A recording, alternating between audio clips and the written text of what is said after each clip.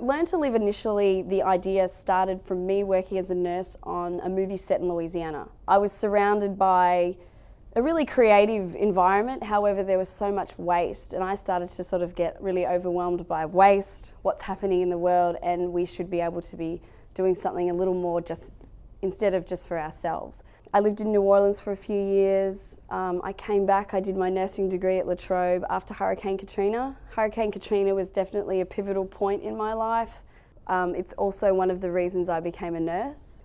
When I came back to Australia after Hurricane Katrina, La Trobe was my #1 nursing place, and I wanted to come here because of the international side of things. And I wanted to be a part of that community.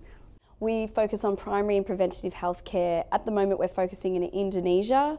My family's from Indonesia, and in North Sulawesi, Indonesia, they have like very basic healthcare, but my family over the last 7 years have experienced health problems that have ended up being fatal, and I really feel like that those healthcare problems may have been avoided, or the fatality may have been avoided if they had access to good healthcare and preventable healthcare measures.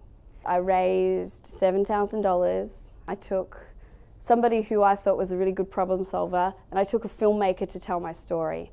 And so we all met in Indonesia, and I met with the government, and I said, this is my idea. I want to bring healthcare workers to access some of the rural villages up here, do like a basic healthcare assessment and see these people and see if we can like make a change, and also highlight to possibly the Indonesian government that you guys are in need of more services.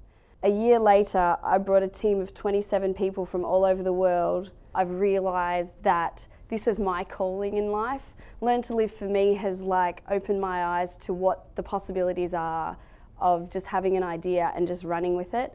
Learn to Live is not only like changing lives of people around the world, but it's changing the lives of my volunteers, my doctors and nurses, and they're going to be better people.